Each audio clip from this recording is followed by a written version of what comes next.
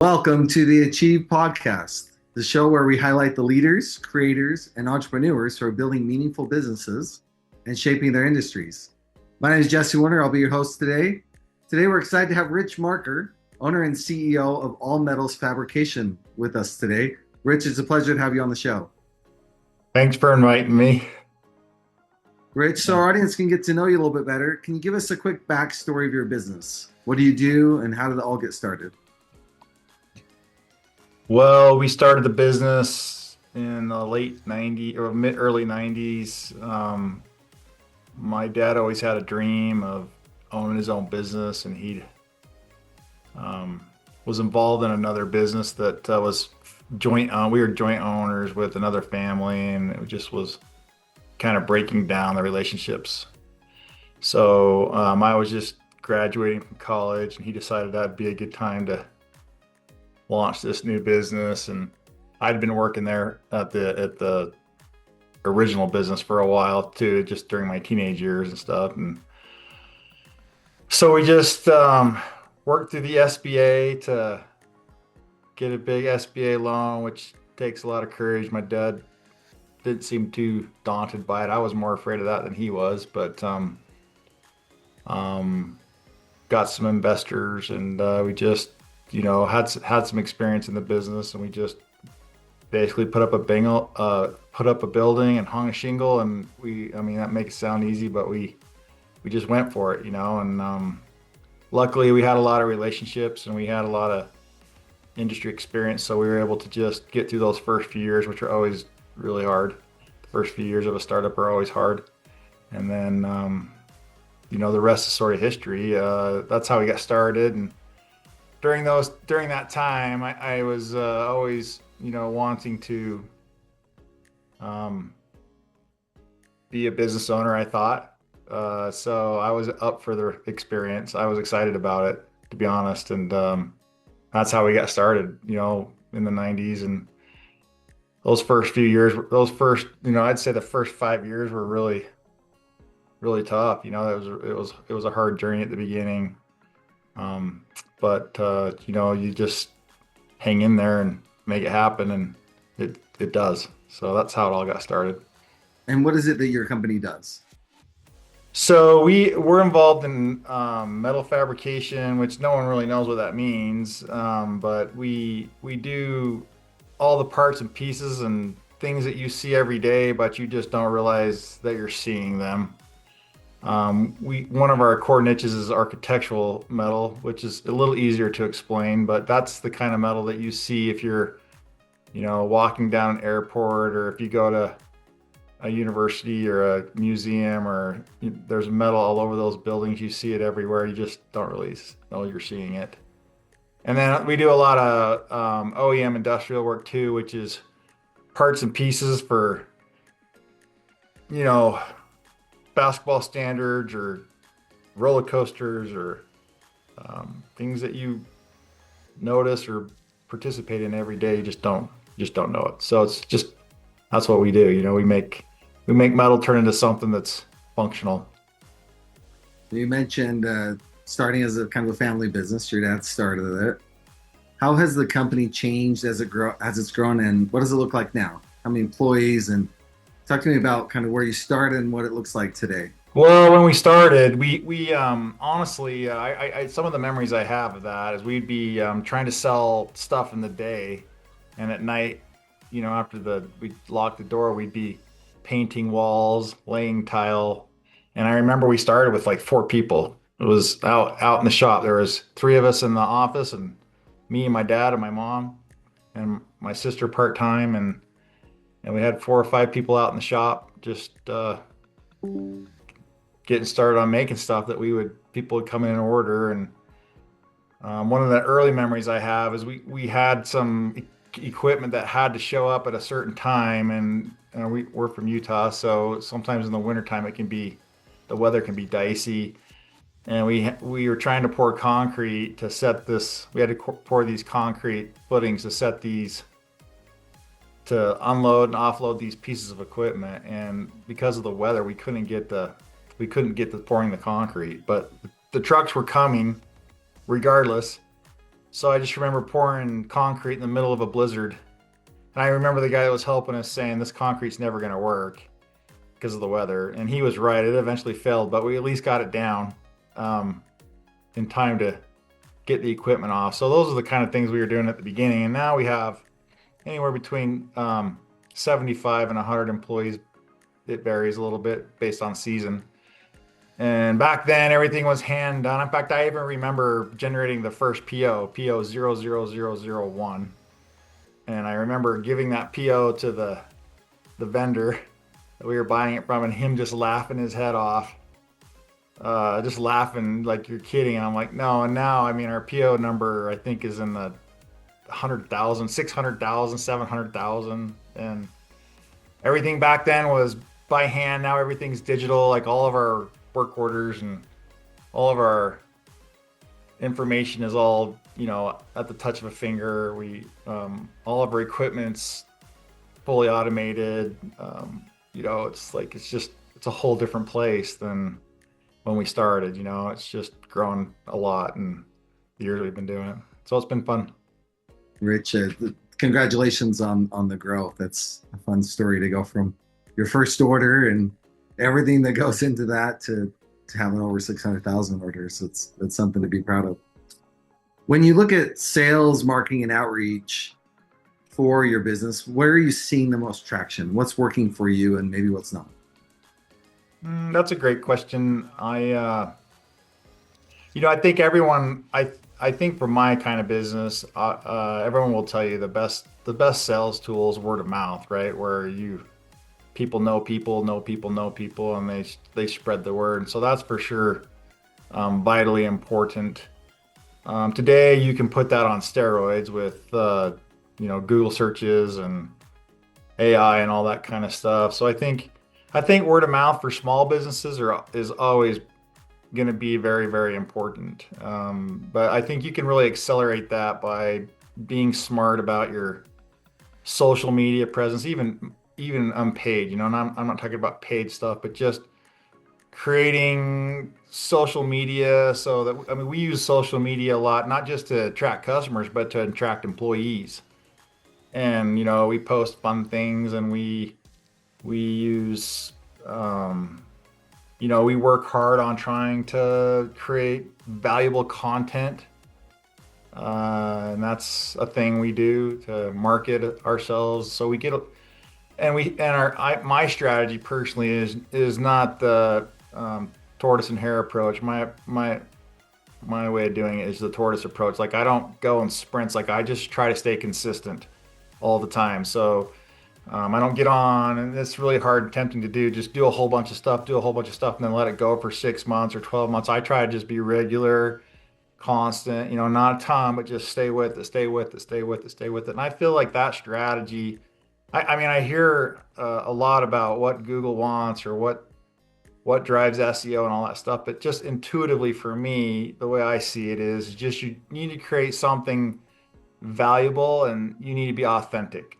And that sounds sort of dumb, but if you be what you really are, maybe it's just one of those higher laws or whatever, but just try to stick with something and create something that people would be interested in and value. And for me, that's sales and marketing basically. And there's certainly levers to push or pull or however you want to say it, but those by and large is the way I approach marketing. So Rich, there's a lot of buzz right now around AI, around automation, tools like that. How are you finding ways to use AI in your business? For us, I think about this a lot, if I'm being honest, because you hear so much about it. Oh, such and such corporation just laid off, 30% of their workforce because of AI or whatever, and you're like, I'm missing the AI train. I better hop on that, or I'm gonna get left in the dust. So I've thought about it a lot and investigated a lot and researched it a lot. And so what we are using a lot of is trying to automate some of our customer service interactions. And for us, that mostly means how we develop quotes and pricing for all the custom work that we do, which is challenging because we don't make the same parts over and over and over. When you're a job shop, you make parts that are made to order. You manufacture made to order. A customer comes to you with something specific in mind, and so everything's custom. So we're using AI to try to really speed up that process between a customer approaches us and then we get information back to them on cost, lead time, things that are important about the job. And in fact, just here at about 6 months ago, we've put up our first instant quote where customers can literally hop on our website, download simple parts. These aren't complex parts, but they can download simple parts and the AI will automatically generate a quote without them having to talk to a human being, without having to email somebody, without having to have a conversation. It's like, look, if you can generate a good model and you can download or upload that model into our system, we can get you a quote right now instantly. So that's AI on the sales side. And on the operational side, we're using it quite a bit just to make our systems more robust. And that's a question that I'm pretty passionate about, is just improving processes. And the only way you can improve processes is by measuring. And in order to measure, you have to have good data. So it's this a little bit of chicken and egg situation. So we're using AI a lot to help us obtain good data and then process the data for feedback. And I could go into, a 25-minute story on my most recent project I've used with AI to help me automate something about information gathering, but I'll spare you that. But it's pretty exciting. I mean, it's an exciting time to be a business owner, in my opinion. As you look at the next stage of growth, what are you most excited about? I guess just, I don't know how to answer that question exactly. I mean, what really excites me about the future is I feel like, at least for our company,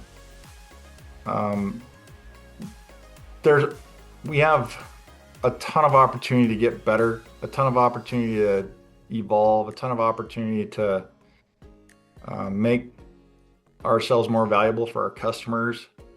And I think every business has that sort of never ending. But once you kind of get onto that improvement train, it just takes a life of its own. And so it's just for us, we've made so many strides in the last few years. I'm like, even though like we've come so long and all the years we've been in business, I feel like the last 5 years or 4 years, we've really just like hit a new gear in terms of taking care of our customers. And so I think that's what gets me excited, is just seeing what that's going to do. And many years ago, I used to always worry like, oh, what if we run out of work? I don't worry about that anymore. I feel confident in my heart that we won't run out of work because we do good work. And I say that humbly. I mean, it's important to me, but we do good work and we really work hard to keep our customers thrilled. And I think if you put those two together, the work will show up. It'll show up and you don't need to worry about that anymore. And that I've seen that happen enough that I don't worry about that anymore. Looking back at your own journey, some of the wins and the mistakes, what are some of the lessons that stand out to you?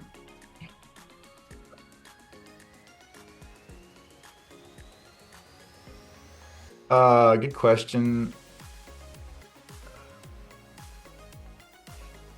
I think you're gonna, if you run a business or you own a business, your company and you both are gonna make mistakes. That's going to happen. It'll happen probably every day. And that, I think one of the biggest lessons I've learned about that is it's not the mistake, because it's gonna happen. It's how you recover from the mistake.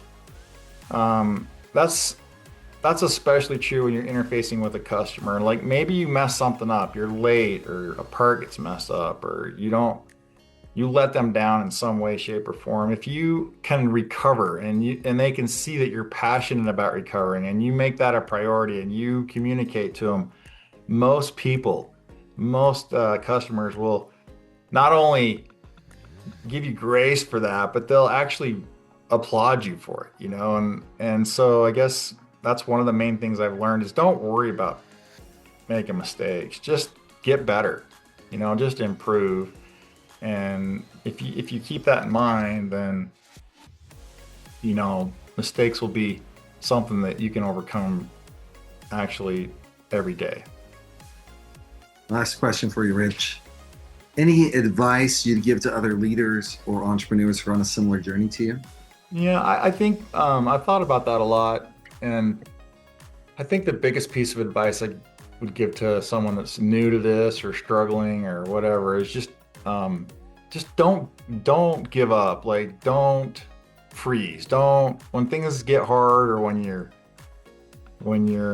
facing a challenge, or when something seems insurmountable, the worst thing you can do is just freeze, and just curl up in a ball basically and get in the fetal position, whether that means just hanging out in your office where no one can bug you, or not coming to work, or not facing a hard thing. Like, that's the worst thing you can do. And the people that follow you they'll let go if you do that. They'll quit too, and they'll quit trying. And I think the thing I've learned is, like, no matter what it is in front of you, just stay at it. Like, if you're facing a cash flow problem, then do all you can to figure out how to collect cash, how to solve that. If you're facing a sales problem, do all you can to go out and find work.